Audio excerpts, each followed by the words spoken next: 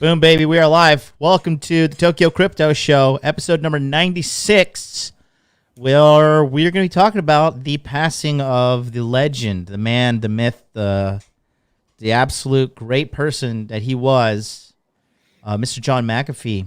And today I'm joined by the genius, the number one cryptocurrency consultant in the world, Charlie from cultivatecrypto.com. How are you, Charlie?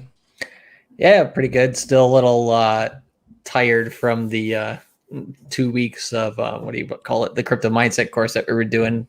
Just gave everything we got during the course itself, and everybody was gassed at the end. But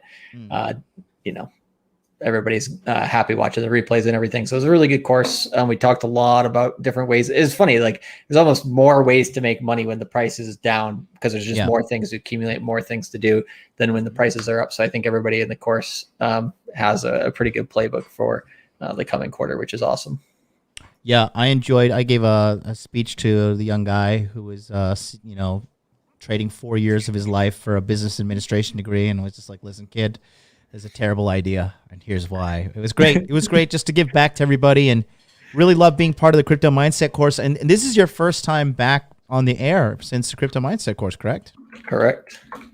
Yeah, man, good stuff. And it's good to be back. It's good to have you here. It's just not the Tokyo Crypto Show without you. So we are all grateful to have you here. I'm grateful to have you here. Yeah, and we're going to talk about a lot of stuff today. So number one thing is this, I want to say I just want to start off the show by saying this to all the early birds, all the people paying attention. And this is really important. So right now we're in a shakeout moment in this cryptocurrency cycle. Okay. Now, in my personal opinion, I truly do not believe that the bull market is over. I just don't think so at all. Not even close. Not even close to being over. So here's the deal. For all you guys, because I know a lot of you guys like to double dip and triple dip and watch, some other crypto channels and stuff. And I'm just telling you that it's a bad strategy to watch multiple people. You should be watching one. And I don't care if you don't watch me and Charlie, but I'm just saying, because we're here ultimately at the end of the day to help you guys out. You want to be watching just one source. And if your previous source of cryptocurrency knowledge has stopped talking about cryptocurrency right now, when it is not cool, it is not sexy, it is not anything relatable to getting clout or being popular right now in regards to cryptocurrency, that source is 100% a fraud. I want to talk, and we want to really clarify that, because there's just so much bad information out there. And I mean, it's just hilarious. I mean, at the end of the day, I don't care, because I listen to Charlie and Charlie makes me rich. And that's why we're here. That's why you're watching us, because the money's in the money and you guys want to make the cash. And that's what it's all about. So, just keep in mind, that's your free lesson for the day. What do you say on that, Charlie? Yeah, exactly. Money is in the money, and buy within July. That's my other tagline that I've basically. I just was thinking about it the other day, and there's a lot of different confluences with different things that people I respect are seeing in the market, as well as what I'm seeing in the market, and I'm just like pretty confident that in terms of the downwards sell pressure on Bitcoin, there's still some to come within this month, but it's not going to be all that substantial in terms of compared to the last two major dumps that we've had in Bitcoin the last couple of weeks, the last couple of months. Right. So I think, there's a lot of different reasons to it, but we see higher prices in August, and we come back down again, maybe in September. We were talking about this during the course, and I think, you got buy within July and then buy before October, and those last two times before we see a wild ride up to the end of this year. It's going to be fun, and the end of this year is not even the end of it either. We're going to see it drag into 2022, which is fantastic. So yeah, it's not over until it's October. How about that? Yeah, it's not. Yeah, accumulation ain't over until October. I like that. There you go. Accumulation's not over until it's October. You heard it here. We're coming out with t-shirts if you can. Yep, exactly. Oh shit, I need to go grab some water. But do it. I can ramble. All right. Yeah, just give me 30 seconds. And yeah, this is something we probably should talk about as well. I wholeheartedly agree with Black Magic there. Definitely, except for the 300K part. All right, I'll add a caveat. So Mashinsky, and there's my man Viva Specifico. Thank you for the dono, Playboy.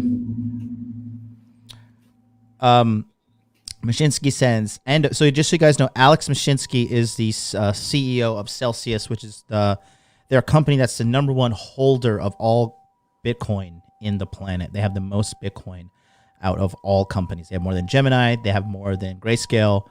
They have more than BlackRock. They have more than all these other companies. So he is a reputable source, and I have some personal connections that are connected to him as well.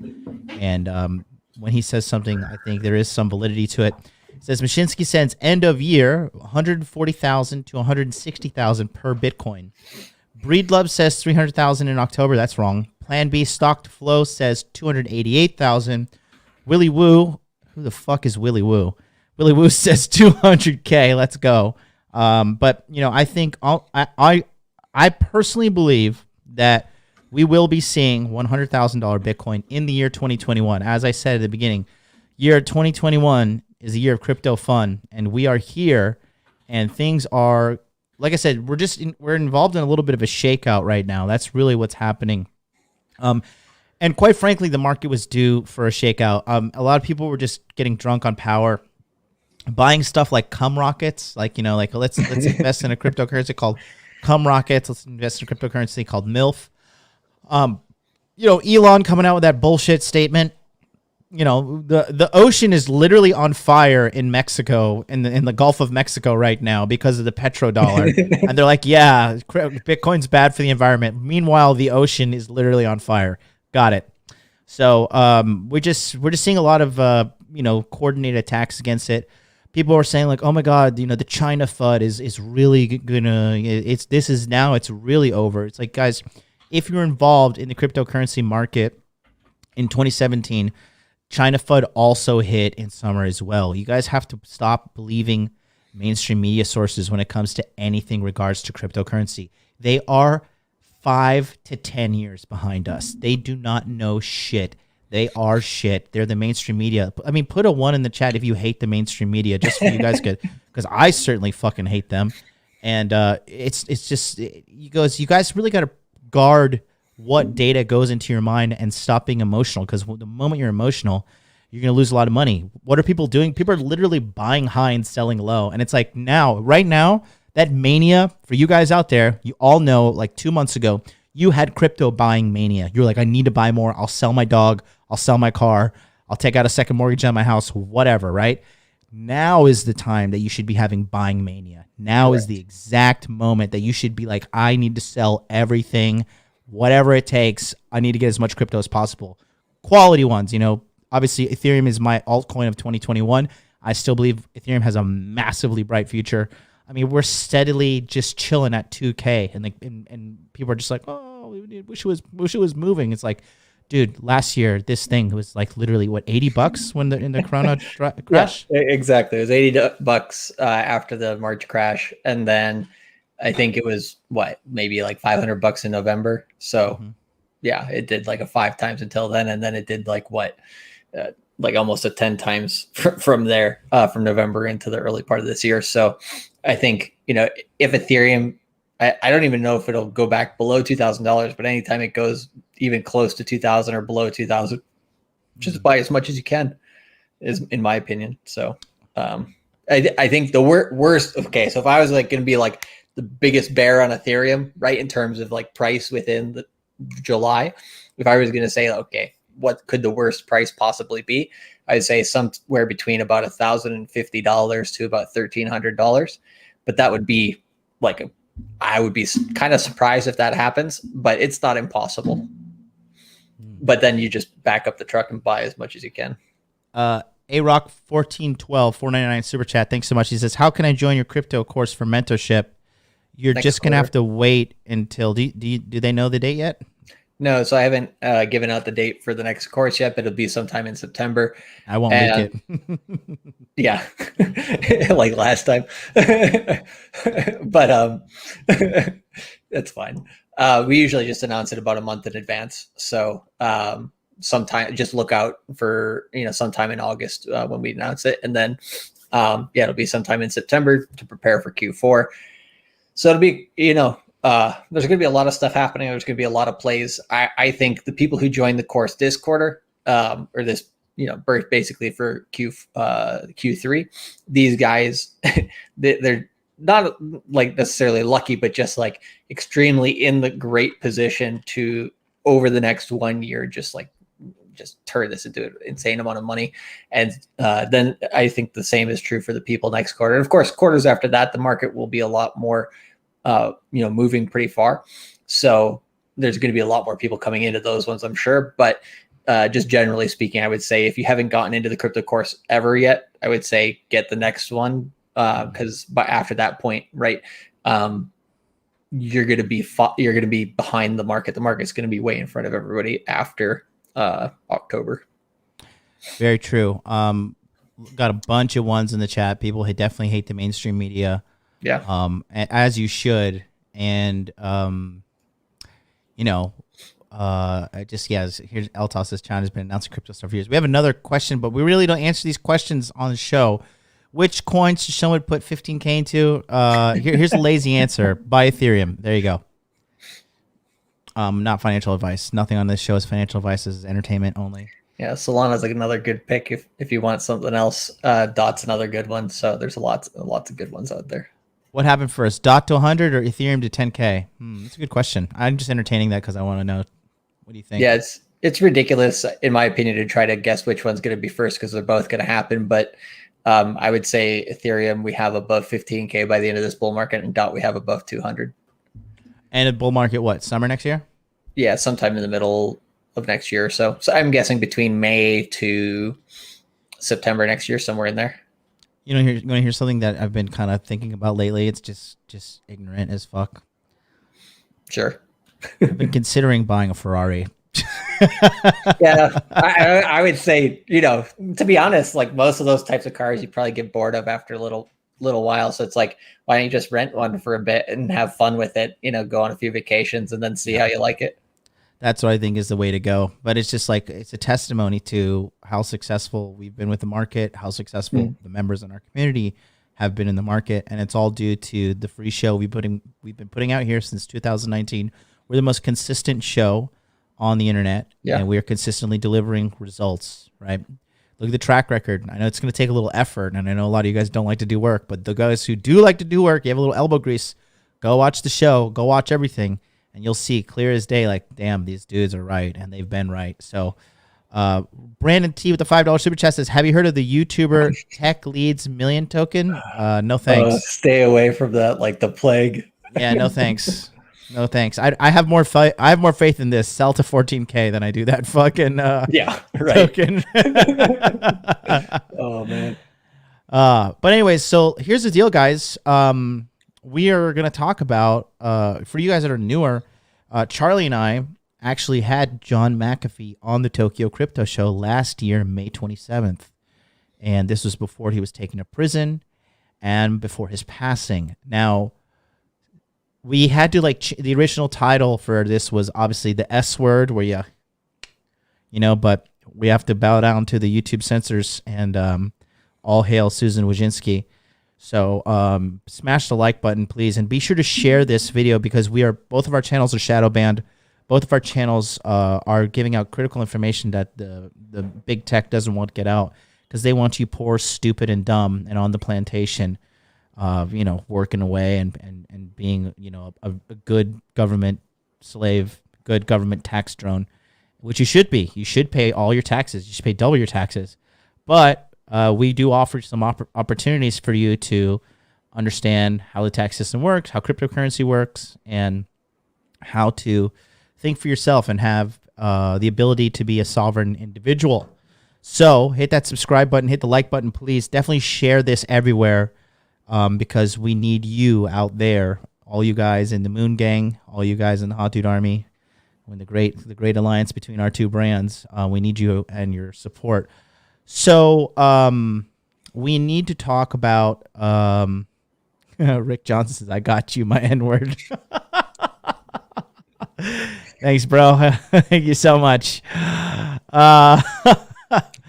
Anyways, let's answer the most important question. Patricia says, when moon? Charlie, you want to take a look at the charts here.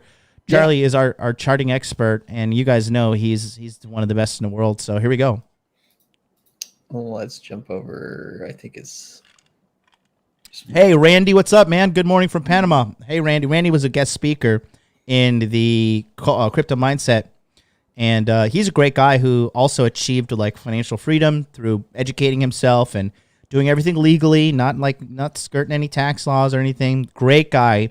Great person, solid advice. Love the guy so much. And Charlie's going to do charts now. Here we go. All right. Can you see this? Full screen, baby. You're good to go.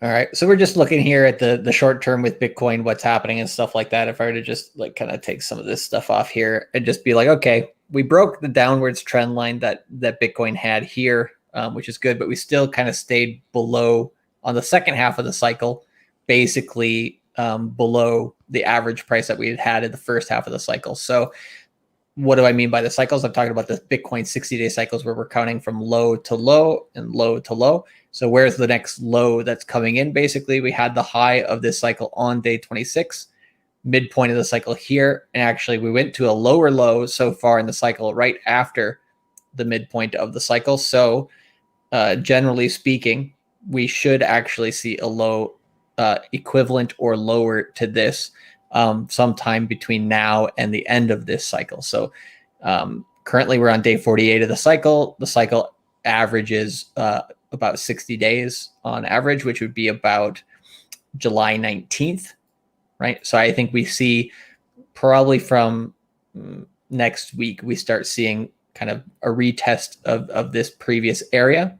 Now, if I was to be extremely bearish going into this low, right, we could say something along the lines of maybe an initial low within this cycle of maybe just like I said, similar to where we had like 29 to 31,000, somewhere within that region.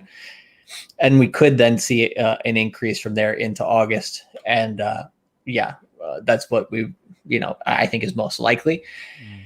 But the worst case scenario I would see for Bitcoin to the downside would be about $24,000. I don't really see us going really any lower than that. And that wouldn't be within this cycle before. I mean, going down from now down to 24,000 by July 19th would be a really quick move. I think it's possible, but I just don't see it as the most likely, but it is possible. So just watch closely, I think over the next, between now and the 19th. So that's about 12 days over the next 2 weeks. Just watch things closely, see if you can get some deals. If there's a deal on Bitcoin, there will be a deal on Ethereum. And Ethereum's cycle high was actually much, much earlier in the cycle already. So Ethereum's actually a little bit more bearish than Bitcoin. Let's see here. The cycle high here was a lot shorter. It's only like 3 days into the cycle. And then we had the mid-cycle here around June 23rd. And now we're kind of on this relief phase, but we see day 51 of the cycle around the 14th, and then day 60 of the cycle around the 23rd with EIP 1559, hopefully shipping around the 28th of the month. So if we see a cycle low here come in to maybe around that $1,700, $1,800, $2,000 range again here by the end of this month, that would also be a very good opportunity to buy. And then we see another upwards move here in August. So we'll see how that goes. And then the next cycle, we'll see if we get a short high in the beginning of the cycle and then kind of a tapering off like we have here, or if we get a more positive cycle in August. But Bitcoin dominance just kind of clocking sideways here. So the altcoins have been holding up decently. Once Bitcoin dominance, I think, breaks above this area of 50%, then we get the altcoins hurting a little bit from that perspective. So right now the altcoins are still doing relatively okay. So not so bad, but yeah, generally speaking, if I shave my beard, not shave my beard, if I get a haircut and stuff at the end of this week, don't blame me if the price is crashing is all I got to say. You are definitely getting a haircut at the end of this week. I'm Oh, hell dragging yeah. you. I'm dragging you into the barbershop. Hey, I'm already going there. We're good. Ryan Sullivan, $5 super chat says, of all the 3 courses I've taken, the Q3 of the crypto mindset course was the best. Well, they only get better. It's not like me and Charlie sit back like, how can we do worse? You know, we're always optimizing and planning things out behind the scenes because we're not dumb. We know that the only reason you guys come to us is because you want results, and we want to keep delivering results to you. That's why we've been consistently putting out shows since 2019 every single week. So it's not going to change. It's only going to get better. And things like the number one thing I want to say is, we're just in a big shakeout right now. And it is so important for you guys to realize that the emotions that unfortunately drive a lot of you are the same ones that are going to drive you to poverty, okay? I have not touched my portfolio. I have not considered selling for 1 second. I honestly would go back to teaching English in one of these local English teaching schools here in Tokyo than touch my bags, because I know I have solid bags packed, okay? So that's the biggest thing. It's morning time for a lot of you guys watching in America. You know, we know, like, when we go offline, like, a lot of you guys kind of go crazy and lose hope and make irrational decisions and whatnot. But we just want to, be the consistent voice of reason for you guys to say, like, this is normal and this is part, like, unless you're going to die in the next, 7 years, like, there's going to be another bull market. Like, we're still in one right now. Then we're going to go sideways for a while. And then there's going to be another bull market. And then there's going to be a whole other cycle. This is like the way we look at the bull markets. It's the rule of 3. The first bull market, you learn. You'd be lucky if you make some money. The second bull market, you get rich. The third bull market, you get wealthy. Okay. So Charlie and I are in the second one right now. And, we're going to be with you on the third one. And we're going to be within the 4th one and the 5th one and the 6th one until AI takes over and kills all of us. And so, just be patient. And we'll have hired some people to take care of our channel, so we'll come on less frequently by that point. But yeah, we'll still be on. Definitely. So that being said, we want to talk about the unfortunate situation that occurred. Both, quite frankly, Charlie and I were both off air at the time. That is the passing of John McAfee while held in captivity in Spain, after receiving the orders to be extradited to the United States of America for the crime of tax evasion. Okay.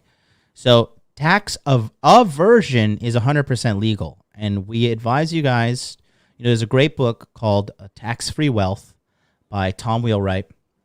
And he talks about how taxes are not really there to punish you, but more to, like, steer the economy.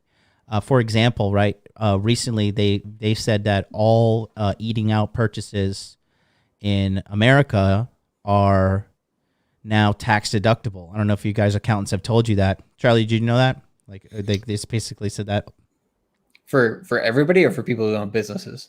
People who own businesses, of course. Right. Yeah, definitely. Right. So, and the reason is because during the whole scamdemic, restaurants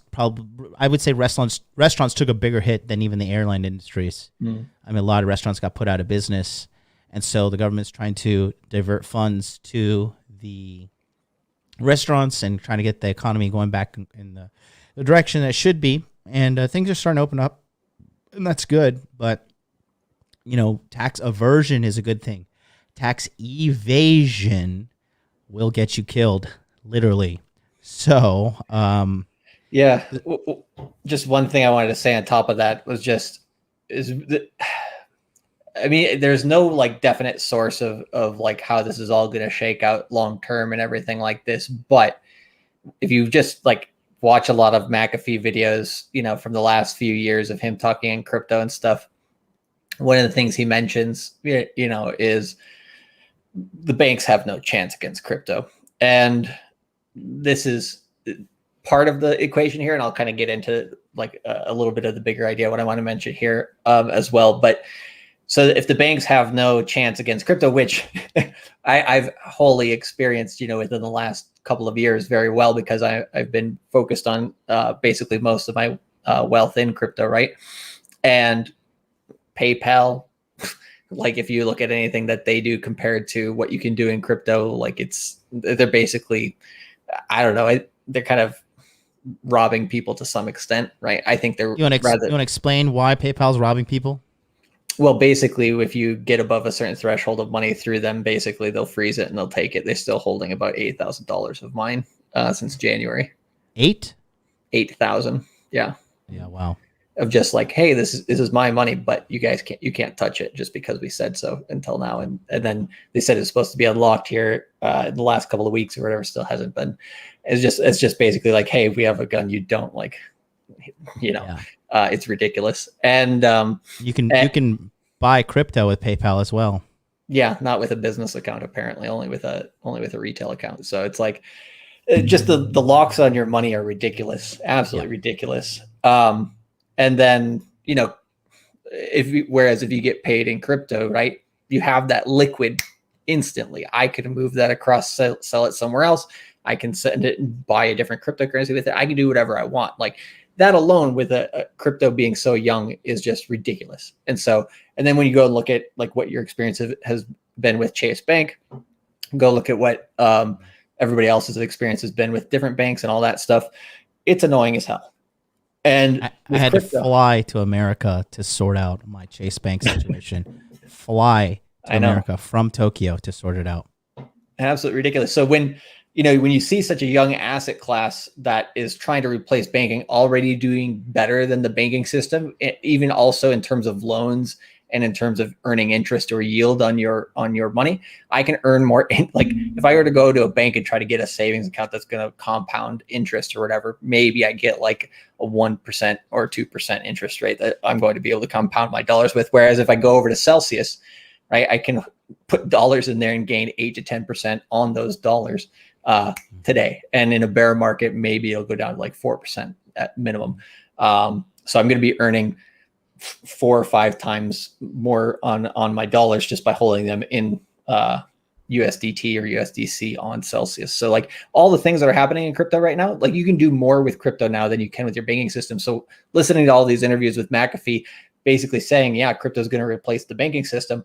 He's talking about over the course of 10, 15 years, and we're already seeing it happen. So that, and then the tax evasion stuff, if you go back, the other thing I was going to get to on this rant was basically, if you go and read the book, The Sovereign Individual, it's playing out pretty well. Like I know there's a few people who are like, well, that book, has some holes in it because like not everything's happened yet. It was like, yeah, of course, it's not like telling you exactly what's going to happen in the future. But one of the biggest things that's pertinent to today's show that they mention on there that actually McAfee's just an example of, besides digital currency replacing the banking system, one of the things they said was because of the digital currency age and different things like that, people are not going to want to pay their taxes, or they're not going to be forced to pay their taxes. Governments are going to have less control of their regulations, are going to have less bite, and people are going to start being able to do what they want to do. And that was one of McAfee's core messages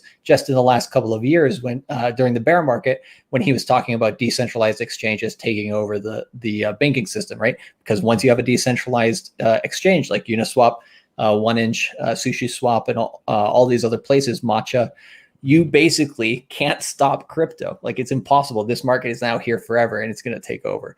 And that part, along with in the sovereign individual, the other thing they say is, so then when people stop paying taxes, right, what the government's reaction going to be to that? It's going to be a strong draconian measure of just basically lashing out at people who are basically obviously sticking out, right? The nails that stick out get pounded down. And McAfee, he didn't give a crap. Like he was just saying everything he wanted to say and getting on the biggest platforms to be able to say that through his presidential campaigns, even though he knew he wasn't going to be elected president. And by doing these things, you're just being loud about it, right? Yeah. And if we go back and watch the video, like there's so many things he said in the interview that we had with him last year that are just like still ring true today, which is actually absolutely awesome. But just going back and reading that book, one thing that, just listening to those different things of what's going to happen to people, it's like, yeah, he was an easy target for them to basically hammer down. So it's very, very unfortunate, and definitely, RIP, and, give my condolences and thoughts to his wife, Janice. But I think it's important that we have a conversation about this in crypto, because down the road, if there's other people who won't comply with some of the BS that, is being forced upon some people, and they're loud about it, the same thing could happen to them. Not saying, there's a lot of arguments. There's some people arguing that, he didn't die. Some people, he did suicide. There's some people saying, he did get, Epstein and all this stuff. So you can talk about it from every single angle we want. But the main thing is his core message still rings true, and everything that he talked about, even if, some people in the crypto space maybe don't like him because he dumped coins on them and stuff like that. Who cares? Like, at the end of the day, he represented, open source software, freedom of speech. Why does everybody expect perfection from other people? Like, oh, this one guy, it's like this. He did this one bad thing. It's like, okay, so revolutionizing the world with cryptocurrency information and software to protect you from all the dirty porn sites you go to. Like, that has nothing to do with it, Yeah, I like that quote right there. Yeah, our brother right on point. Josh, one of our software developer coaches, who teaches guys how to program software that is related to the blockchain industry, which, by the way, is like in dire need. Like, they don't have enough blockchain programmers. He operates his website, elifprogram.com. Super educated guy, has a small YouTube channel, growing it up right now. And he says here, they hated McAfee because he was an example of what we can do. Absolutely. And, unfortunately, when they find out that you are causing too much of a ruckus, you have a gym accident where you get 14 bullets in your back when you're bench pressing. and it's there is definitely a shadow elite out there that will kill you if you are not abiding by the rules they want you to abide by. So, he was a genius, but I think he did push the envelope a little. You got to be careful who you pick a fight with, and you don't pick a fight with the United States of America. I mean, I know sleepy Joe Biden wakes up at 9:30 a.m. every day to do his presidential duties, but there are people in the government that still have their mental facilities about them, and they will kill you. Literally, They will kill you. So make sure you pay triple your taxes, especially tell them Tokyo Crypto Show sent you to pay triple taxes so they don't kill me and Charlie as well. But yeah, that being said, we wanted to review a couple of things. What do you say, Charlie? Do you feel like going down a conspiracy rabbit hole with me? Do you think hell yeah. Yeah, because Josh sent me this, and I don't know if you guys have seen this, but there's a thread on Twitter, and this was put out a while ago, and it says the Etherscan wallet named Epstein with a tracker ID whacked wakes up after being asleep, starts sending unknown addresses. Have you seen this, Charlie? I heard about it, but I don't think I've seen the details. No. So it says McAfee may not be bluffing about a dead man's switch. So this is a tweet out when he was arrested in October by John McAfee. Says, I am content in here. I have friends. The food is good. All is well. Know that if I hang myself, a la Epstein, it will be no fault of mine. So this is what really, for me, I'm going to put us both on screen here. For me, Charlie, that tweet alone, let me see if can I enlarge this? Yeah. So this tweet alone is like really damning. Yeah. And that was in October of last year, basically. Just after he got arrested. After he got arrested. October 15th, 2020. And yeah, because I remember we did our show with him in May 27th, right? May 27th, yes. And then his he was promoting Ghost Coin at the time. And then Ghost Coin launched and then kind of died in August of last year or whatever. There was some speculation as to, was he just trying to raise money so that he could continue, on the run, or what was the deal with that? And then October, right? Just out of the blue, right? They got him. And from what I'd heard, he wasn't too like they'd kind of had an idea that where he was in Spain from like the spring of last year, and that he just was a little bit too cavalier, and he was trying to, hide, but not as he was a little bit too cavalier with it. He wasn't, hiding well enough. Apparently, going to the grocery store and buying things like and taking pictures of it with the Spanish language on it and stuff like that. But like, I remember when he was on our show, right? He was like, wanting to use a certain software to get connected to YouTube and different things like that to protect his anonymity and where he was. Mm-hmm. And I mean, he was very serious about that, when we were even talking to him. And so then once he got caught and saying something like this, like he's not saying it for effect, in my opinion. He's saying it because his life is actually in danger, and he knew it at the time. Yeah, and I think that's something that I just think it would be irresponsible just to brush this under the table. So take a look here. This is the for all you guys out there, the token whacked. Again, like this could be full blown conspiracy. Okay, like we don't know, but I just think putting it out there is we'll go down the other rabbit hole as well, which is what if he faked his death and blah blah blah blah blah. That would be like the ultimate fuck you. Do you understand That'd how be pretty awesome? That would actually, be? That would be pretty awesome. Great. Like, surprise, motherfuckers, I'm alive.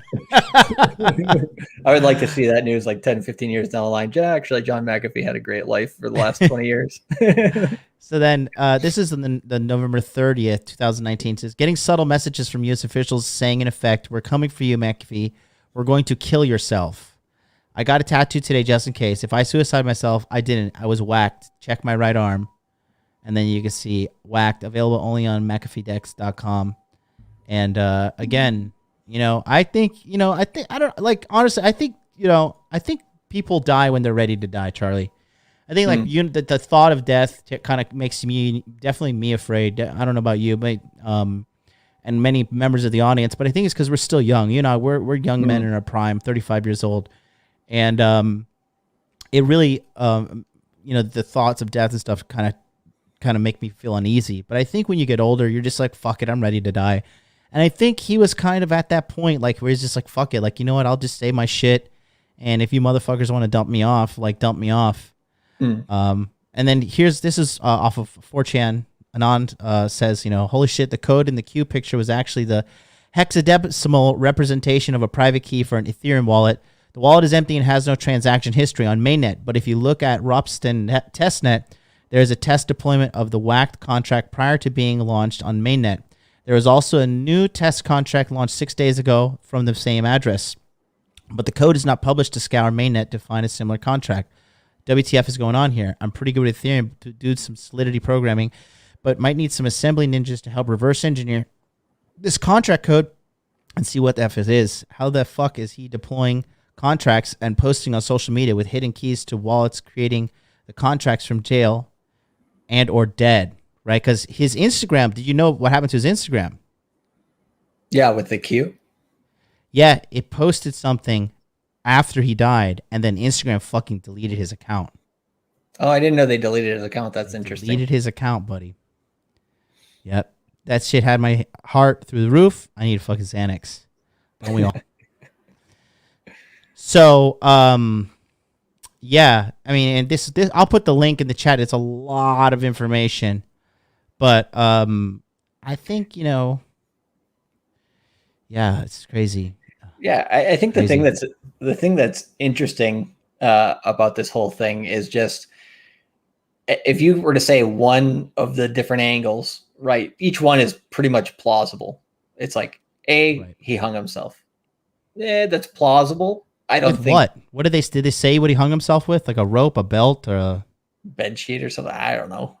It's the same with like Aaron Hernandez as well as Epstein, right? I guess however they described that. But so I'm not sure, to be honest. But I mean, that's one option. And it's like, okay, what would that do? Right? That would solidify his legacy, per se, right? And some people are like, he's crazy enough to do that. I would say he comes off as crazy enough to do that, but in actuality, he's a very controlled man, in my opinion. I think so too. when he came on our show, yeah, he literally put on Twitter before he came on, he's like, I'm about to jump on some show and I had a couple whiskeys and I'm drunk as hell and I had some other stuff, and I'm doing pretty good. It felt like he was having a good time. He was just joking around and everything, but you could tell like everything was intentional, right? And if we watch part of the clips or whatever, you'll be able to see that with what he's doing. It may look like chaos to some people, but he's a very good showman, very, very good showman when it comes to that. So I would say, if it were to him to take his own life just to have a good image or like a controversial image that people will talk about and last, I would say that's probably unlikely. But that's, the first thing that most people go to, right? I think that's what most mainstream media, they like that because, well, it just washes the hands and, don't have to worry about any conspiracy shit, right? But I think, him, basically, I believe what Janice said, which was they already knew that they would be able to fight the extradition to the United States. And so they already had a plan for that. I mean, she had sent a letter out on his Twitter just 3 days prior during Father's Day, saying how and everything like that. So yeah. I just, it's absolutely a shame because he's a good dude. At the end of the day, a lot of people hate his guts, but whatever. I think at the end of the day, what he stood for was, good things in this world. And he just, like we said, didn't comply. And because of that, that's, the main reason why. But it's pretty bogus. I mean, it's just, I think it's just really important to, like, dude, honestly, okay, seriously, guys in the chat, and I just want to ask, because for me, it's just clear as day that he didn't kill himself. It's just clear as day. It's just super clear as day. I just want to take a poll. Honestly, in the chat right now, if you think John McAfee did not kill himself, if you think he indeed did kill himself, just put a 2 in the chat. If you think this is legit, he killed himself, everything's okay, put a 2 in the chat right now if you think like he actually did kill himself. Because I don't think the greater population, I mean, we underestimate how dumb people are all the time. Yeah. But I don't think the greater population really believes that he killed himself. Like, just doesn't. I don't see a single 2 in the chat. I see a bunch of ones. People putting ones. I didn't ask them to put ones. Well, yeah, but that would be our main idea, right? And then the number 3, I guess, would be like, he faked his death and he got away. Which I also say is pretty unlikely. Based upon, he actually did lose. If you watch some of the videos of him, in his court case, he's alive in New Zealand. If you watch some of the videos from, like, he was basically doing his court cases like via video and translation, right? While he was in prison, he had lost a lot of weight. Like, he looked pretty unhealthy. So he was legitimately, in prison for, from October until this time. So yeah, he wasn't like, I think, faring so well to do the Great Escape. Yeah. So what I say is I can't believe it. I mean, did you ever watch his episode of on Valuetainment? Do you know that website? Yeah. That Iranian guy? That was actually the first episode I ever saw. I don't think at the time it was called Valuetainment, or maybe it was, but it was. What's the guy's name? Patrick Bet-Davis. Right. That was the first video I ever saw of Patrick. Like, I was like, who is this reporter, like, asking him these questions? This guy kind of has, balls to jump into McAfee's, like, layer and, like, talk to him about different things, like, in there or whatever. And it's interesting because his YouTube channel blew up after that, right? He was just, like, at the time when he did that interview, like, he was just a no-name normal interviewer, right? Just run-of-the-mill kind of guy. He's built a really good channel ever since then. Interesting. Patient president was assassinated last night at his home. They are offing people left and right now.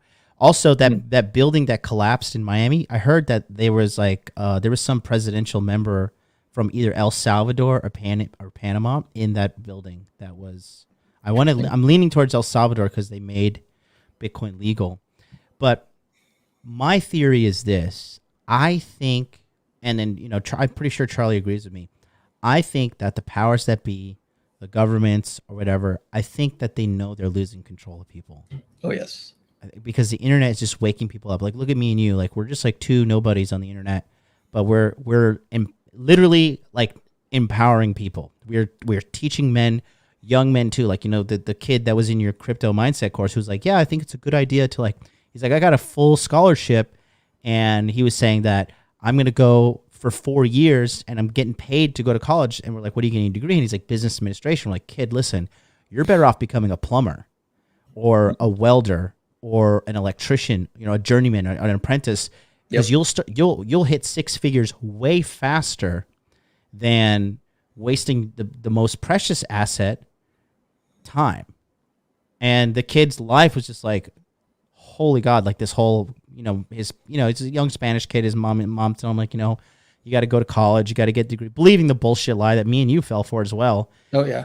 And, we're changing the course of people's lives here for the better. And it's all thanks to the internet. And I think that I think that's why they're fighting for internet censorship now. Yeah. But I just think I think this is a losing battle. And I think like there's like a little bit of a war going on right now, and the governments and big tech, and they're trying so hard to censor us. But at the end of the day, it is human nature to seek freedom, to seek sovereignty, to be your own man, especially as us as men. And I think that, they're trying to suffocate that, because the governments did used to have control of people. But, the internet has been the big game changer. And what is Bitcoin? It's the currency of the internet. What is cryptocurrency? It is the digital money in the digital age. And what does the government usually do in order to regain control of people? Fear through crisis. Yeah.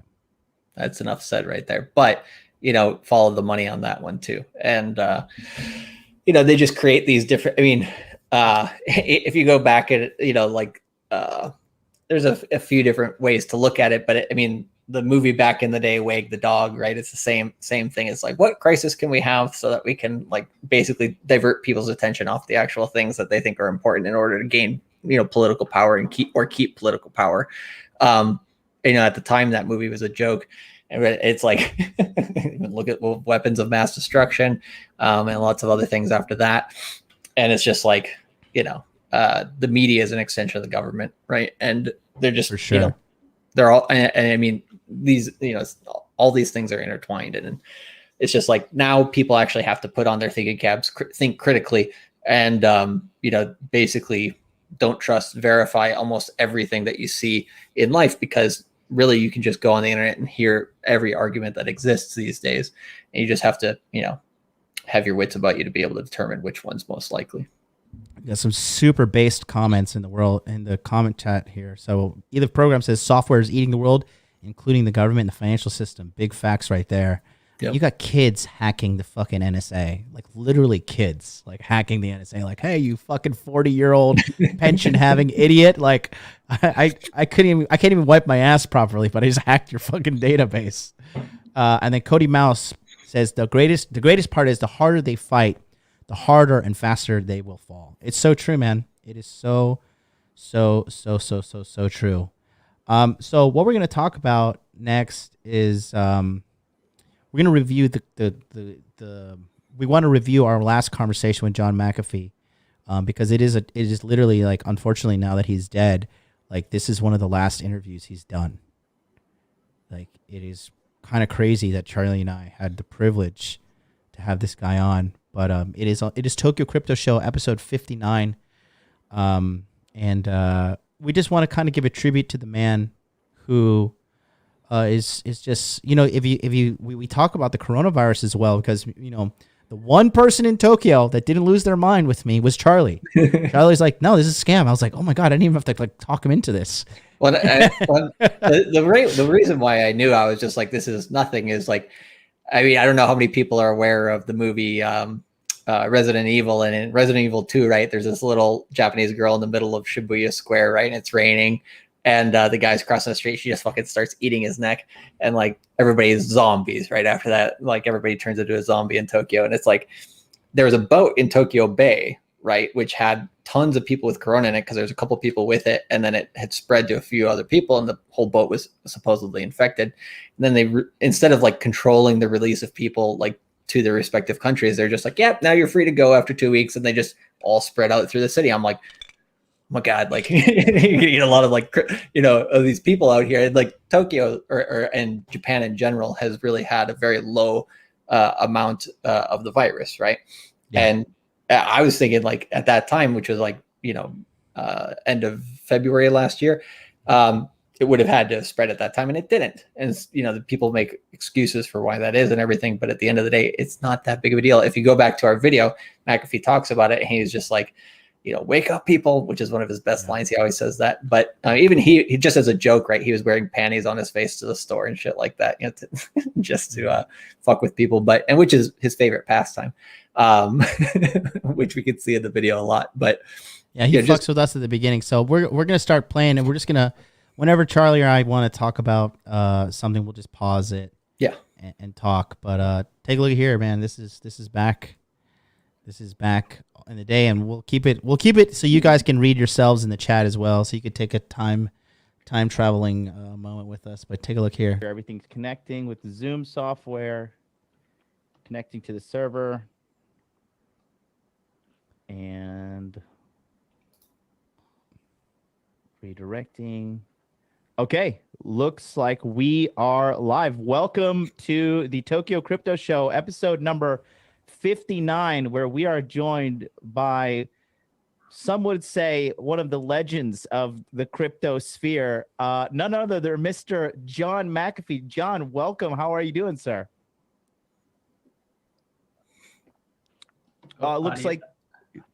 Looks like I'm fucking with you all. I'm fucking with you again. Please, God. I mean, let me at least with the audience a little. Yes. Well, thank you for having me on the show. So he likes to fuck with people, and right off rip, he's like, "Oh, I can't hear you guys." You can see he just seems like a jolly guy, like happy about life. I just can't see this guy like depressed in a cell. Like, yeah, I'm just gonna kill myself. Yep. I don't know. By the way, boys and girls of the audience, if there is anybody there. Half these podcasters, they don't have followers, I'm just saying. But in any case, assuming there are, I started off at the very beginning they said, "Can you hear me?" Thumbs up, yeah, right, and thousands of buttons are being thrown and pushed, and things are being typed into God knows what.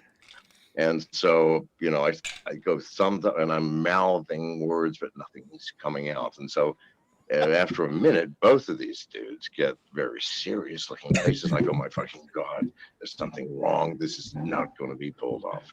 But I'm sorry for doing that to you, Mr. and Mrs. and Miss, gentlemen, audience. It's all good, man. Listen, no problem. We're all friends here. So John, let's just jump right into it, man. Look, I just wanted to ask you one question, and I'm just going to ask you the first question, right? What do you say to people who say cryptocurrency is a sham, it's a fad, it's just the new thing, and it has no future and has no validity whatsoever? What do you say to those people? Yeah, I don't know what I could possibly say, but what I would like to do is transport them back in time to when Henry Ford popped out automobiles, which had been around for a while, but not put to the appropriate use or manufactured in the appropriate way. Right. But anyway, when he started popping these things out, those people who had for years said exactly the same thing. It's nonsense. It's laughing. Get a horse. Your buggy broke down. Get a horse. Yeah. Oh, those were the people who at the 5 years after Henry Ford popped out the first Model T, were out on the streets because what they had invested in had failed. Right. And those people who understood the technology and what it would do to and change the face of our nation, those who understood that were the future giants of industry. Please recognize these people. Talking about us, Charlie. Talking about us, Charlie. Future giants of industry. If you have money in your account, you're fucking welcome. Go ahead, Charlie. Well, I was just going to say, it's just like right there. Like if you just stop the video right there. Read the shirt. Yeah. There you go. If you just stop the video right there and like be like, okay, thanks, Mr. McAfee. That's enough information. Like that's it. Right. It's just so obvious that this industry is going to crush the banking system. It's not like, okay, everybody's like, okay, Bitcoin's going to be the one currency that rules the world or any of that stuff. It's like, no, it doesn't need to be. But, what was it? It was Dan Moorhead at Pantera Capital saying if Bitcoin and crypto in general just basically becomes like, let's say 20% of what the world is using, like that would be about $250 trillion market cap for Bitcoin, which would put Bitcoin at about $12.5 million. Now that would be, even if we got like, 1% of that or whatever, would still be a huge win. But it's just one of those things where it's like, people who are ignoring this industry right now are just fools. And like he's saying right there is, really, really important. Yeah. I mean, yeah, like, when in doubt, go 125x on dumb people. Well, I love like every time. Yeah, exactly. Like, and I love every time during the conversation, like he's just trying to get us, like he tries to fuck with people, tries to get them out of their center of balance, right? It's like the whole interview, the thing I was trying to do is just like, all right, I'm just going to be like professional, stay like straight face like the entire time. And like, just kind of see what he has to say. Cause I like from watching his old interviews, he just tries to get to people, which is hilarious. But like, yeah, we'll talk about how it ended at the end of this, obviously. But this ending is fucking fantastic on this video. Same fork in the road today, and if I may use that term, fork, very common term in cryptocurrency. Yeah. Where the he moves like Heath Ledger as the Joker. fork in the road. Yeah. Yeah, And there are those people who don't see what we have. And what we have isn't much. It isn't much right now. You need to understand that, people. However, its future, I mean, what we have is a little sprout coming out of the fucking ground. In 5 years, it will be the mightiest oak tree of world power that the human mind has ever conceived. Yeah. Well, and even right now, we have, all these governments scrambling, right? They come up with the idea of the most ridiculous idea, in my opinion, for cryptocurrency of central bank digital currency, which is all bullshit, in my opinion. And then they come up with an even worse idea of synthetic digital central bank digital currency. So they're not only creating a central bank digital currency or having the idea of that from like the IMF, the European Union, and the United States, but then they're like, oh, that's not even how we roll. So we want to make synthetic central bank digital currency so that we can rehypothecate this shit and make sure that we can keep our scheme going as usual, which I think is right, against everything that crypto stands for. What's your opinion on that, John? I mean, it's just more utter stupidity. I mean, if you think about it, number one, the entire foundation of cryptocurrency and the blockchains, multiple, no, it's not just one block, thousands of blockchains, on the blockchains upon which crypto is based. The concept of a central bank is ludicrous, can't exist. Try to find the central bank in the system of Monero. There's no central anything, nothing. Nothing. There's simply people improving, polishing, contributing, changing, growing these technologies that are popping up on the blockchain and these cryptocurrencies with immense power are showing up. And if you combine that with distributed exchanges, which are coming, in which I've had my own out in beta for almost 6 months now, McAfee DEX. Ever heard of a 6-month beta? Have you ever heard of how complex it is to create a truly decentralized and distributed exchange?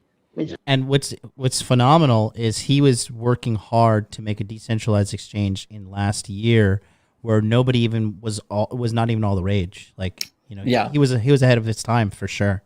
Yeah, I think he was like, in line with a lot of people from the last bull market, like CZ from Binance had made like the Binance DEX a little bit as a test, right in 2019.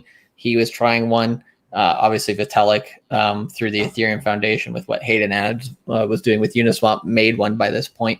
And so there was, good progress on those up to this point, but still, nobody, none of those exchanges had necessarily won by that point. So it's still an open race for it.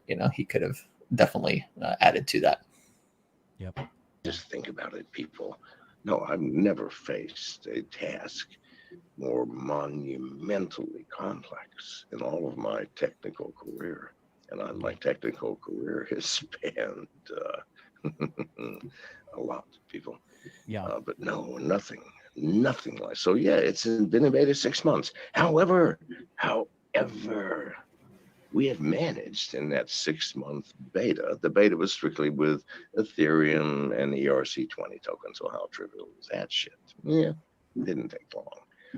But since then, we've added Bitcoin. That was the hardest thing I've ever fucking done. That ancient, creaky, clunky technology, trying to survive in a truly distributed exchange world. Well, fuck me, that was not easy. Yeah. Yes, we did have to resort to atomic swaps. I'm sorry, there is no better technology that I know of.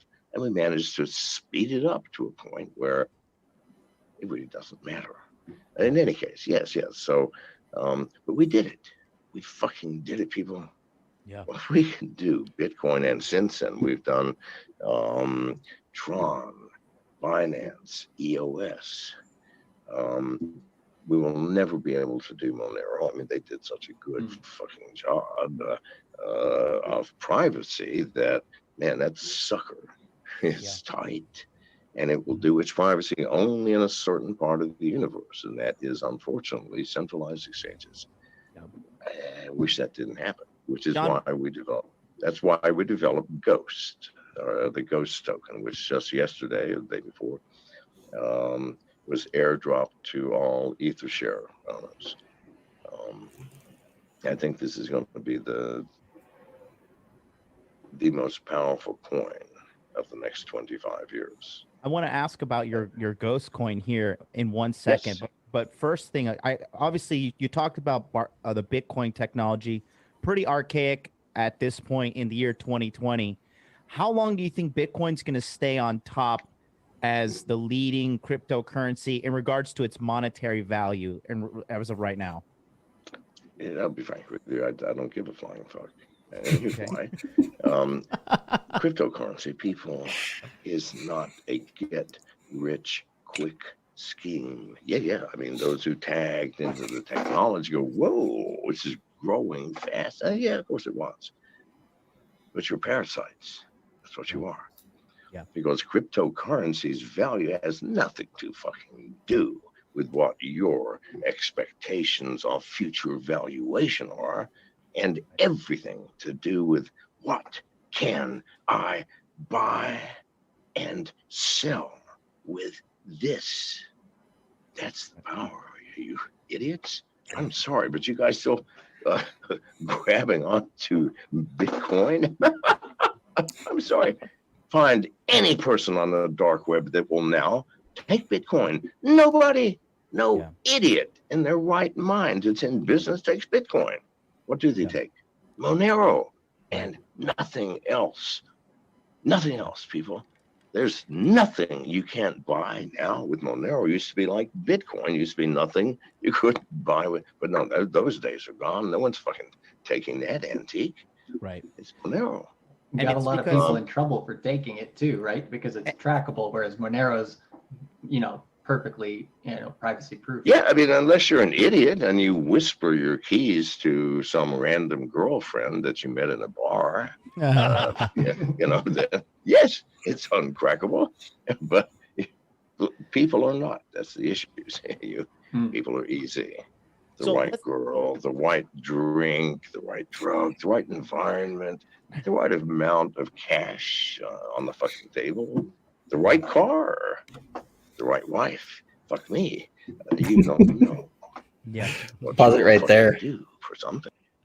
Well, like one of the, I love his fucking sense of humor and everything, but he's totally right there. Humans are the weak point in the chain when it comes to any blockchain technology or how we're building out stuff, right? Humans will always, like, even if you create like a really good system of money, humans will corrupt it at the end of the day. And also they will be corrupted by hackers trying to get into your money as well. So like the humans are usually the weak point, right?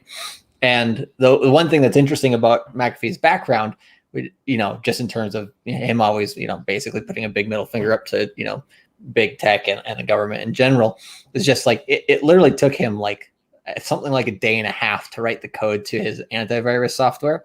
And it was the first antivirus software in existence. They didn't even call it antivirus software right at the time. And it was totally open source. Eventually, over a few years, like it was something like 500 million corporations were using it.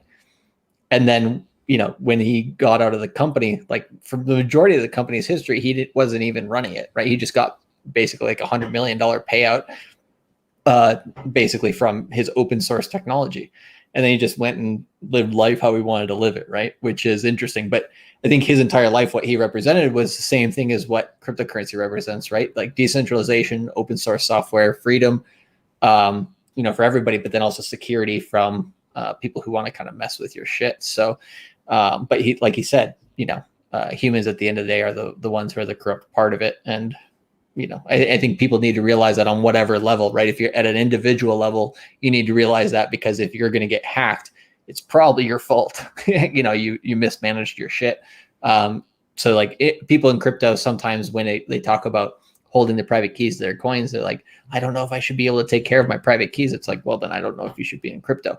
Not because you can't take care of your private keys, because there's a portion of crypto that should be within your control, right? So, but there's kind of a rant there, but just generally speaking, I think all the things that crypto represents, he's also represented throughout his life, which is also one of the reasons why I didn't think he killed himself as well. Because I think, he was a guy who still, had a lot of life to live as well.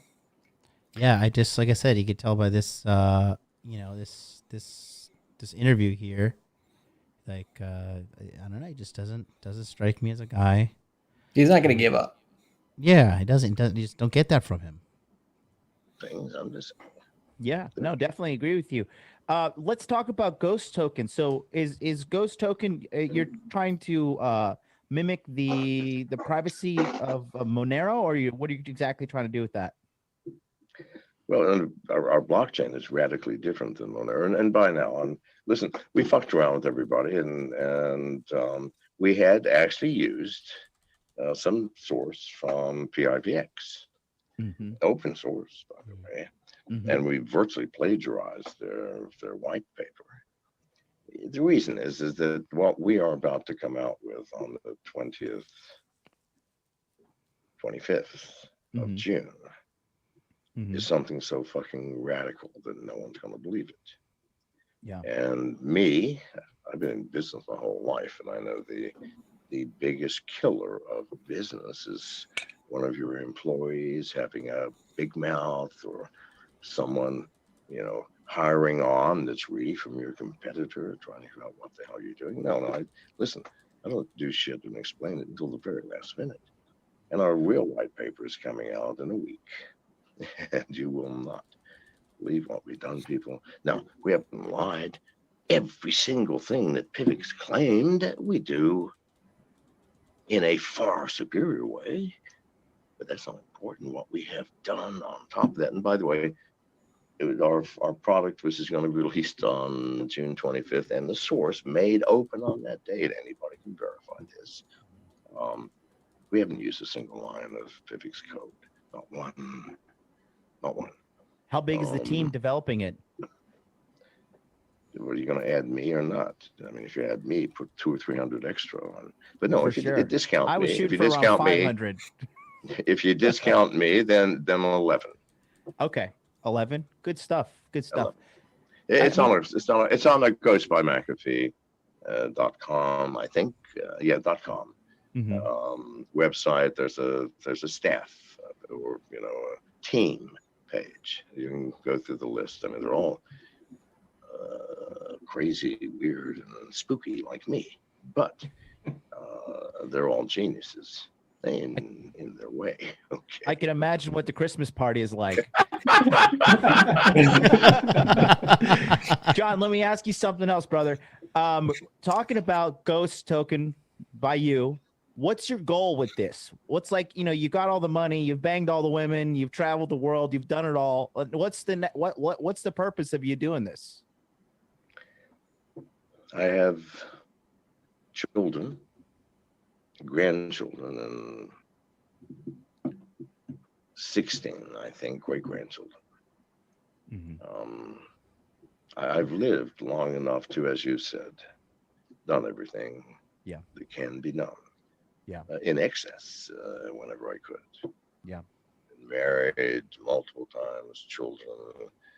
I've been sober and teaching yoga, and I've been a drunk and stoned and drug experimenter, a psychonaut, as we used to like to call ourselves. What do you do? That's Sean McAfee, man. He is the psychonaut of all psychonauts. Why? Because you take any 10 of you couldn't carry the amount of drugs I have taken in my life. So, no, I mean, he's probably right about that. Don't doubt it. Nothing I haven't done, nothing left that I want to do, except the last and only thing a person can do, which is try and leave this world a little less cluttered than you came in with. It's fantastic. That's it. Let me ask you another question. Like, this is like more of a personal question, but I'm just curious, being a man who's very, very successful, world renowned as yourself, at what point in your life where you're just like, fuck this 9-to-5 bullshit that they want to make me do, this get married, have 3 kids, white picket fence? Like, what made you say, fuck it, I'm just going to live life on my terms and do what the fuck I want? I don't know. I think it happened about the age of 11 when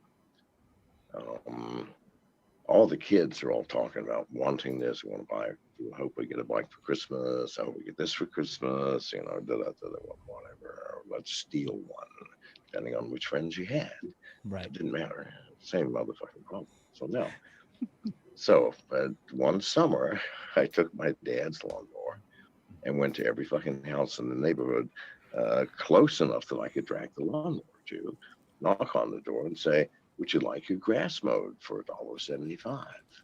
Well, come on, people, in 1956, $1.75. Well, it wouldn't buy you a Corvette, but fuck me, it would buy you 2 good meals. And enough left over to have little Sally next door, who was 15, lift her skirt for you. Oh, what the fuck? It's money, right? So who cares? Right.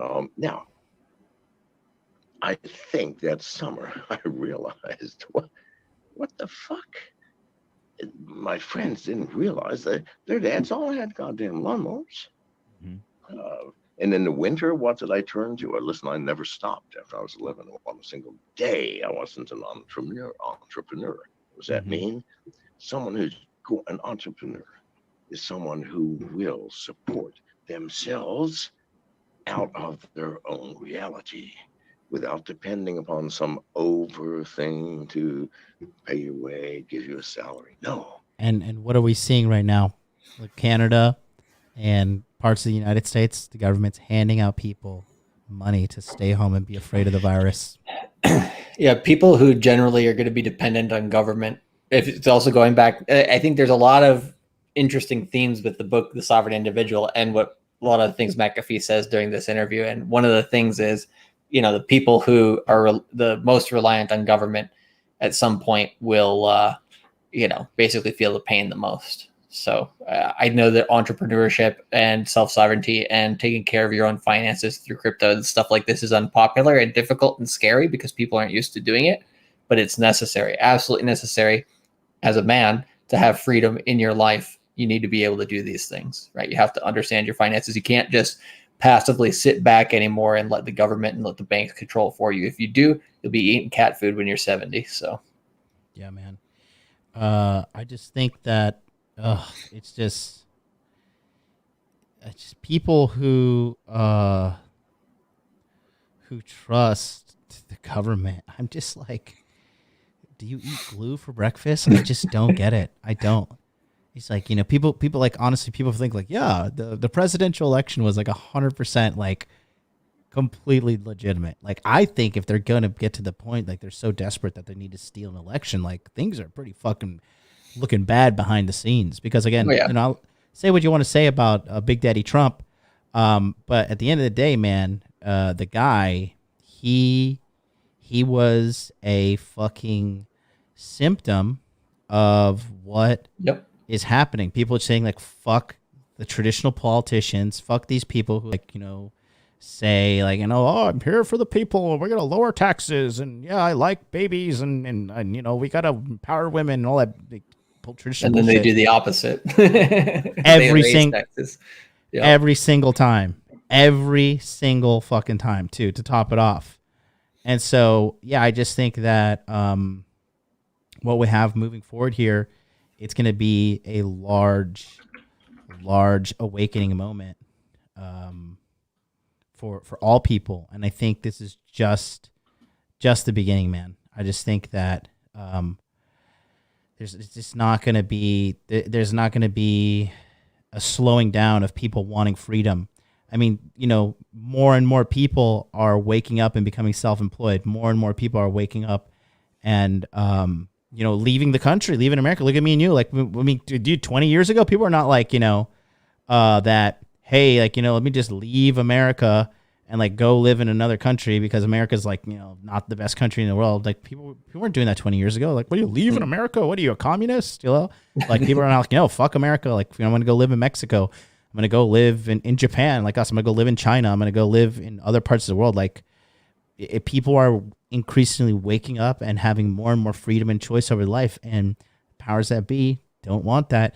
And again, going back to what John's saying here, it's important when it's tied into cryptocurrency, because all the guys watching us right now, they don't necessarily want money. They want freedom. Yep. That's what it is. I don't think guys are like, guys are not like, I need to buy a Lambo and whatever. Like, no, I want freedom. I want to be free. I want to go live the life like, John and Charlie are living. So yeah. And then where do they turn their cameras? The media, right? Where do they turn their cameras when people are waking up? Because the internet literally has infinite amounts of ways to make money, and anybody can find a way for their own skills and their niche to be able to survive without a centralized location by basically decentralizing their life and being a digital nomad if they want, right? And they don't have to be nomadic in the digital nomad thing. It just allows them to be if they wish to. And then where's the media point their cameras? They point it, they want you to focus on the stuff that, is depressing, or the stuff that's, like right now we have the lowest amount of, probably just like war and homicide comparatively to any time in past in human history, right? And just in terms of how effed up societies were, in the past, right? There's a lot more killing going on, right? Yet every night on the news, what's the thing that they focus on, right? They focus on people being murdered and different things like this, especially in America. Obviously, Japan's media is very different.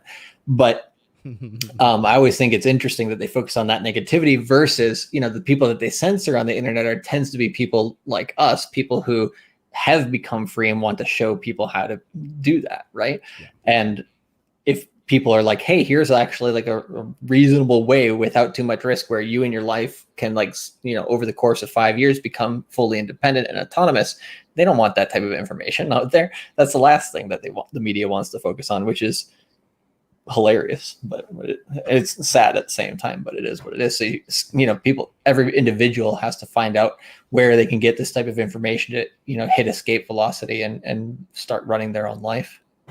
Yep.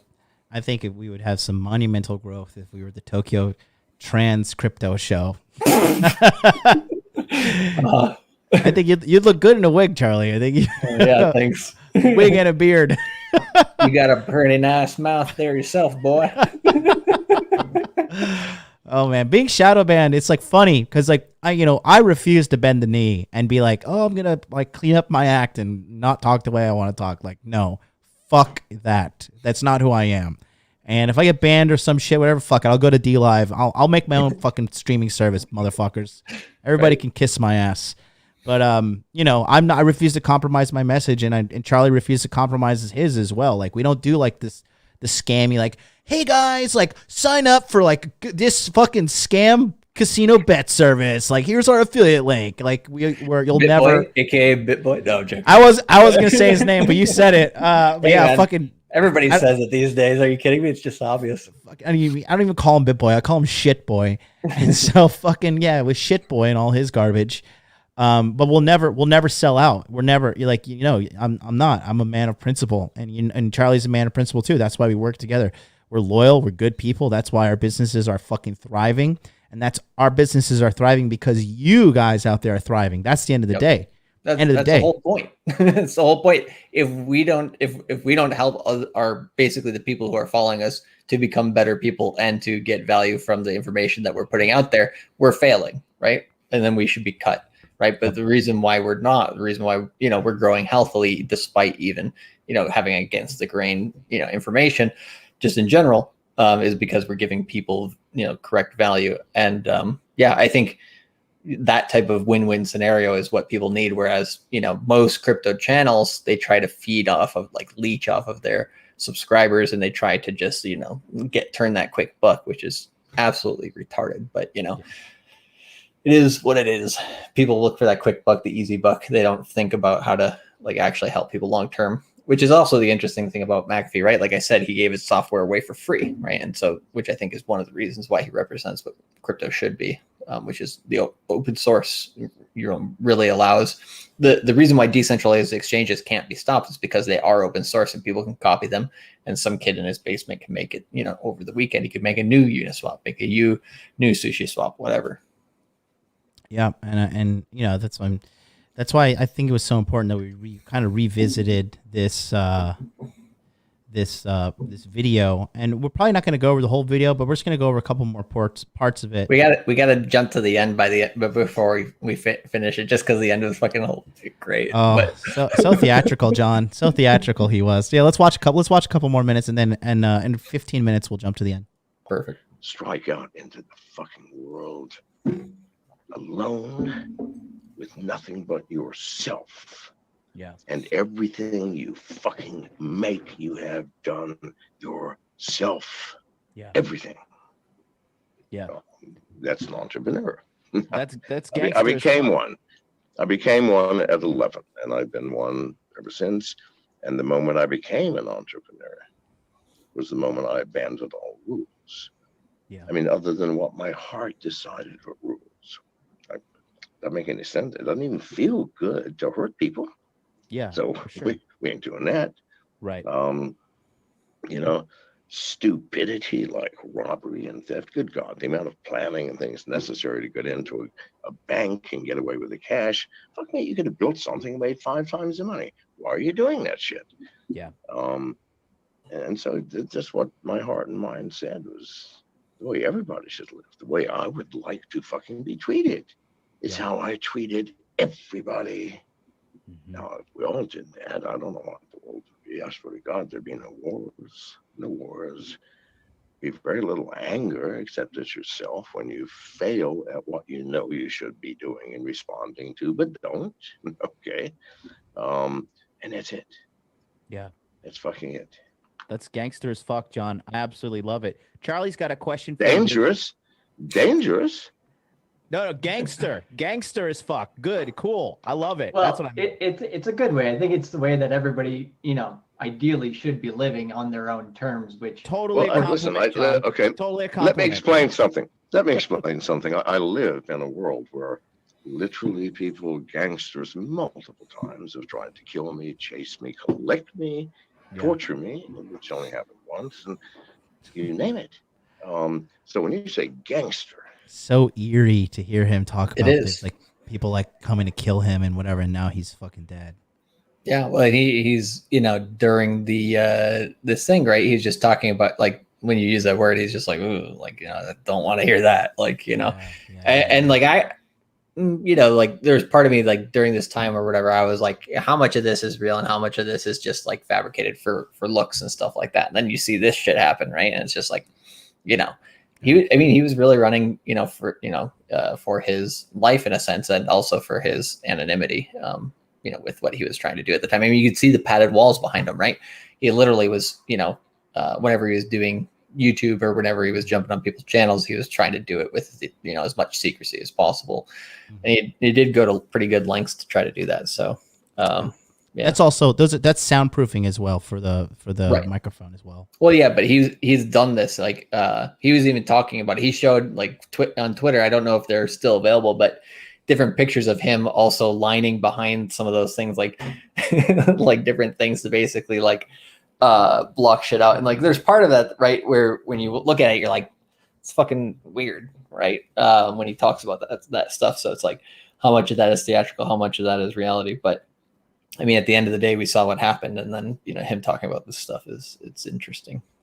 Creepy to say the least, man. Creepy to say the least. You know, and going back to the valuetainment statement as well. If you ever watch the valuetainment interview with him, you can see he has a gun on him, and he has armed private ex-military guys around him as well, securing the perimeter. Yep. That's a guy who doesn't want to die. Exactly. That's a guy who wants to live. You know, I'll never kill myself. Listen, if I ever get suicide, listen, guys, I am a goddamn pussy when it comes to suicide. All right, I have no qualms about that. I enjoy being alive. I enjoy eating pizza. I enjoy sex. I enjoy all the lovely things life has to do. So if one day I suicide myself, you know, it was probably Hillary Clinton or something like that. You can put me in that boat as well. Yeah, I won't do it. I am too much of a pussy to kill myself. I'm not going to kill myself. Nope. Yeah.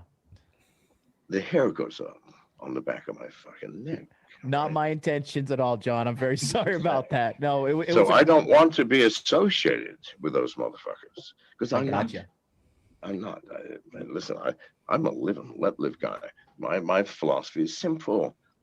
The only thing I ask is one thing: don't fuck with me. That's all.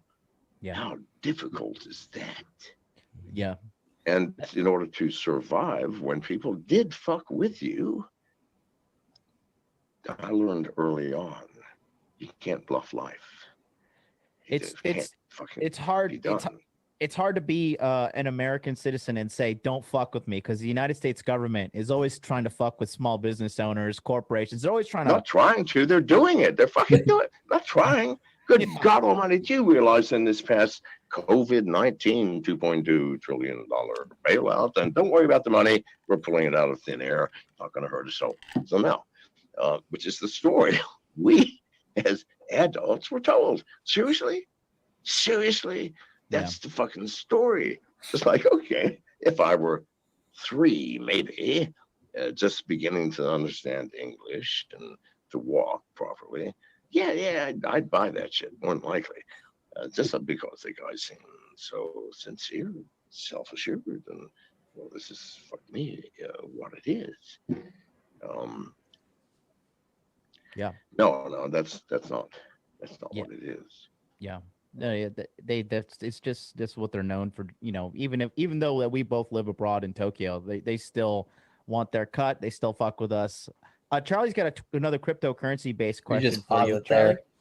Yeah, well, just to add on to that, I was gonna say the one thing that's really interesting about that, right, is he's just like, I mean, just the analogy is perfect. This is, to me, like, there's a, like, even though he's like, I'm high as hell and I'm drunk as hell and like I'm doing this interview or whatever, but he's very intentional on how what he's talking about, right? And the fact that he does the analogy of like, basically anybody who believes this bullshit from the government is a child or a toddler, right?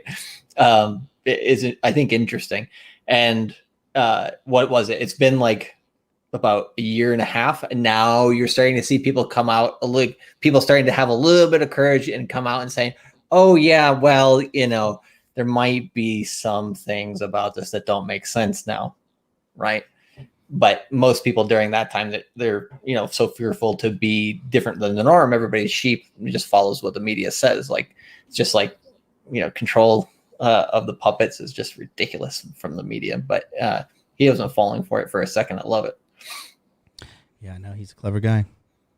Is just, you know, one of the things that I've been talking about on my channel in terms of like a cryptocurrency point of view is, you know, to tank an economy, to have something like a crisis that's not to be blamed on the governments. They need a crisis, right? And so spinning these stories this way, you know, is one way for them to just, you know, deflect blame I think the IMF, these types of guys, they are, they're all in bed with each other. Japan sold off a shit ton of its land in the early 2000s, had a recession in the 1990s themselves to become a part of the, I guess you could call it a central bank coalition or whatever you want to call it. But these guys are literally trying to control the world. And I think John, one of the reasons why me and John from Modern Life Dating have been paying attention to you for so long is because you don't beat around the bush and you talk about the stuff when it comes to cryptocurrencies, but then also when it comes to the government, you take them on, right, full steam ahead. And I think that is something that's more needed in this world. But with the media that we get, I think me and John. You egged him on, Charlie. Now he's dead. But he's going to do it regardless. That's true. Which is the media is just, blowing smoke up everybody's ass, and everybody's taking it. Always. And what else? That's their job. I mean, please God. Let's look at this latest crisis, the COVID-19. Now, by the way, you're in Japan, and I know a shitload about numbers. I'm a mathematician. If I remember, Japan has a population of 127 million people. Tokyo, if you depend on larger Tokyo areas, is over 30 million fucking people in the larger Tokyo area. Japan had fewer fucking deaths per capita than almost any goddamn country on the earth. And one of the odd things is, even though Japan called this a state of emergency, didn't shut nothing down, didn't make any new laws. That was merely to appease stupid Americans, right? Oh, they declared a state of emergency. Good, everything's fine now. As life went on, you've been in Tokyo. You should know.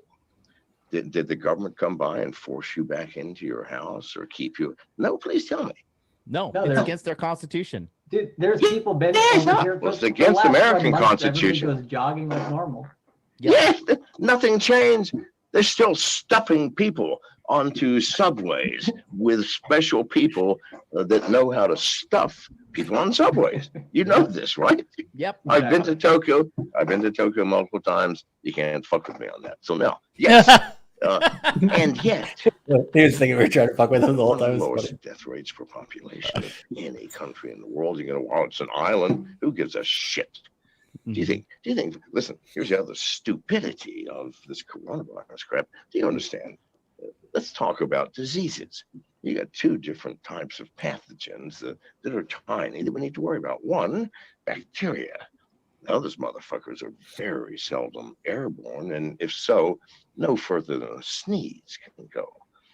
They're big, they're bulky, they drop to the ground.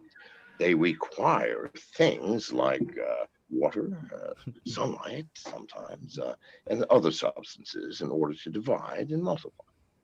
What are viruses? Viruses aren't even alive. Yeah. They're fucking strands of goddamn protein.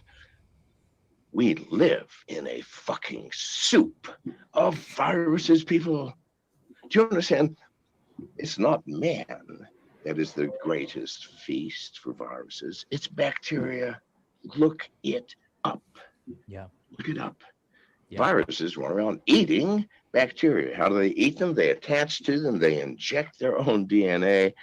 And the cell, which is a living organism, by the way, bacteria is living. Yeah. May even be sentient, as far as I fucking know. I've never met one in person. Nevertheless, it's a living organism. Viruses, strands of protein. Yeah. So one bacteria can create 20,000 viruses, multiplying itself by 20,000. Now, people are running around wearing what? Goddamn face masks. Those of you who have worn them will notice that they are two things: warm against your face and moist from your own air. Right. Now, that doesn't help viruses at all, but I sure as fuck helps bacteria. And over the day, as you do get close enough to one of those fucking single-celled organisms and gets on your mask, it goes, whoa, a warm, moist environment. You know, it's kind of like a teenager in his first fuck. So now, and so they multiply like goddamn rabbits. Now the viruses, which we are, by the way, airborne viruses are so tiny. Yeah. They can be born thousands of miles, and in the air, we don't have a clue how long they can live. We know on a cardboard box, they'll live about 23 hours. On a smooth tabletop made of a stone, up to 70 plus hours. In the air, we don't know. We'd never know to follow one. Yeah. But we do know that we're swimming in a stew of them constantly. Yep. And so you're going to actually, first of all, wear a mask, which the viruses, as soon as the bacteria, the virus go, whoa, it's a feast over here on this man's face. And so the viruses come, and where you had a billion bacteria, you got 100 trillion viruses just waiting to waft through that fabric. And that's very trivial for viruses. They're tiny motherfuckers. No one thinks this shit through. Yep. It's just a knee-jerk goddamn reaction to fear caused by what? The mainstream media. Why? Well, if there's a winner in any of this, who is it, people? Isn't it the fucking media? It's the media. I mean, before this panic, before this coronavirus lockdown, what were we doing with our televisions? I mean, other than those of you who fuck them or do strange things, I mean, most of us view programs that we like. So what are we doing? Well, I mean, Monday through Friday, not a whole goddamn lot. We wake up in the morning, man, and we don't even want to wake up. I mean, we drank too much the night before. We don't turn the goddamn television on in the morning. No, we grab our breakfast, hop in the car, kiss our spouse goodbye, whatever sex the spouse may or may not be, and head off to work on the commute where we spend all day in the office and reverse that. Now, fuck me, if you're lucky to get 5 hours of television time from Monday to Friday, you're going to be a lucky goddamn channel. I'm just saying. What happens on weekends? We're going to go home and be glued to our television? No, I don't fucking think so. We've been glued to our goddamn desks for 5 days. No, we're going to get our asses out. And so, no. After lockdown, what were we doing? 7 days a goddamn week, 24 hours a fucking day. Yep. That television's on. Maybe there's some news that might save us all. Or who knows? Yep. But you got nothing else to do. And he's so right. Now that Big Daddy Trump is out of the office, guess what everybody's got to talk about? Did you hear about do you know about the Delta variant, Charlie? I know about it. I don't give a shit about it, but yeah. The Delta variant is now coming to kill you personally and me as well. Oh, shit, here. It's at my door. Yeah. I think they named it after Delta Airlines to terrify people more so because it's just a fucking shitty organization. But yeah, now the Delta variant is coming, and what's after? It was Alpha, Beta, Delta. What's the next one? The Sigma variant, the Epsilon variant. Are we gonna go through all of these? So, sure. It's just... It'll take a decade. Oh, God. I think once it's gone on long enough, you get enough people being like, this is ridiculous. But the fact that people went along with it for as long as they did is also pretty ridiculous. The fact that you get... I think you chalk it up to people basically... they know they've been duped, and then they don't want to admit they've been duped. And so they pretend like, oh yeah, there was some legitimacy to this stuff, but in their heart of hearts, they know it's that's not the case. So we're going to skip to the end here because I got to bounce, but I think it's really, let's go to, I got about 5 minutes because I got to take a call at midnight. Oh yeah, no, it's all good. Likewise. So let's see. He jumps out. He just fucking jumps. Okay. We'll do 5 minutes prior. And again, the full episode is available on my channel as well as Charlie's channel. Just Tokyo Crypto Show episode 59. We totally recommend you guys to watch the whole thing. But here we go towards the end of the episode.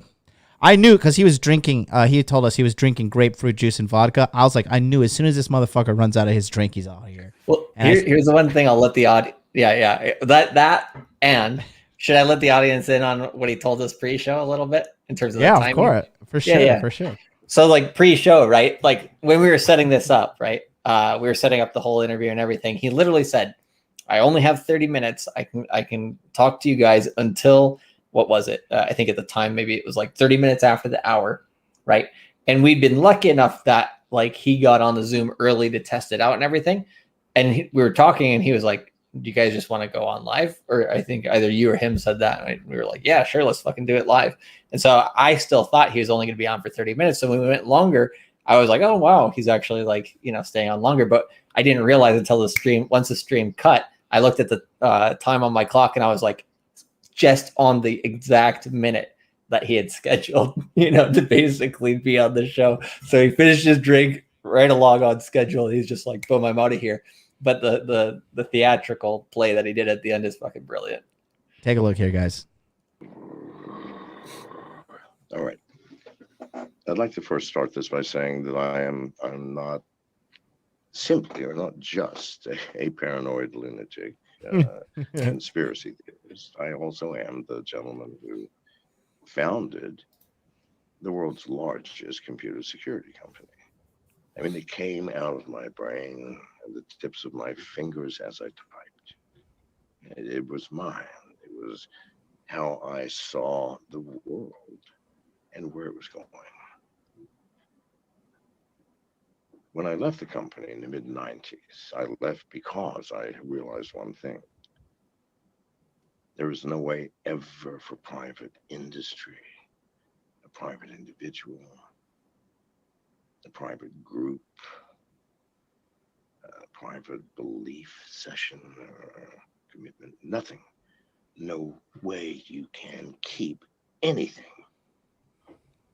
secret from agencies, covert agencies of developed countries. Why? Because they have trillions to spend on it. And did you not just see that 2.2 trillion were spent on that purpose now? And for example, look at what's inside that bailout. One of them is emergency powers given to the Federal Bureau of Investigation, which say, in the case of a national emergency, and nowhere in that does it say who gets to declare it, justify it, enact it. Yep. No, just a national. Do they get to declare it? Possibly. In case of a national emergency, yep, the Federal Bureau of Investigations is given emergency powers, which include, number one, the most offensive, the power to detain anyone without a court order, without charges, for how long? You're going to love this. An indefinite period, meaning your entire life if they so choose. You understand that a national emergency could be called for an hour and a half. You get collected and thrown in federal prison by the FBI. They don't even have to charge you. They don't have to pay court costs. There's no judge involved. You rot and die in prison, even though that national emergency has been lifted. People, if you do not think this is what I'm talking about and pointing to and trying to shine a goddamn spotlight on, it's happening under your fucking noses, in front of your goddamn eyes, children. If I could reach through this fucking screen and grab you all by the throats, I would. Not to harm you, but to get your fucking attention. Yeah. Wake up, kids. Well, that's exactly the When reason I was your age, shit like this was not fucking tolerated. Not fucking tolerated. By whom? We, the people. And we showed it instantly, collectively as one. And politicians go, whoa, sorry, we didn't mean it. Yeah. That's not happening today. How would you guys back in the day protest it to show you didn't fucking let it stand? How would you do it? Well, I mean, listen, the greatest protest was the protest of the 1960s. And I was born in 1945. Mm-hmm. So in 1960, I was 16 years old. And at 20, it was the middle of the revolution, the hippie revolution, which fucked me. Everybody got swept up in, and certainly me. How did we protest? We protested through love. Love. Does any of you, or have any of you ever watched the massacre of the Ohio State students? Yeah, from Kent State, That right? moments before that, listen to me, please. That moments before had placed daisies in the barrels of those rifles, which then shot them. Please, God, is this not a protest? Is this not a protest? How many of you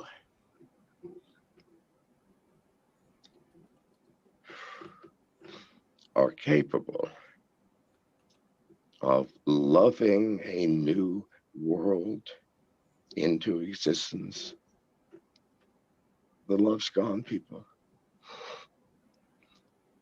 What the fuck have you kids done? What have you done? And I'm sorry, we're out of time. It's all good. No, we appreciate that, John. Well, listen, and that's how we made John McAfee cry. I love. I tried to correct him there. I was like, "You meant Kent State, right?" And he was like, "Listen to me." But oh man, but yeah, he's. I mean, he's a more controlled guy than he lets on, right? And I 100%. You know, I fully enjoyed speaking with him the 40 minutes or so that we were able to, right? And yeah, it was a good interview, and you could kind of get a little bit of a sense for the guy, you know, when you see the backstage versus, you know, on camera and all that stuff. Yeah. And yeah, he's not the type of guy who'd want to take his own life. And yeah, he rugged us. It's just absolutely fantastic. So that's gonna do it for us. Charlie, are you back on the air tomorrow? Probably. I was debating whether I was going to be or not, but probably. I seem like I'm back in the mood. So come back Monday. Punish all the people who didn't sign up for Crypto Mindset. Come back Monday. I'll flip a coin tomorrow. I have a double-sided coin. I'll let you flip. Sweet. So, all right, guys, that's gonna be it. I'll be back here tomorrow, 9 a.m. Eastern Standard Time on my channel for Inner Game July. You're gonna be left in limbo whether Charlie comes back or not tomorrow. You'll find out. We'll be back for Moon Gang for sure, which is a Sunday night at 10 p.m. Eastern. Yeah. So until then, guys,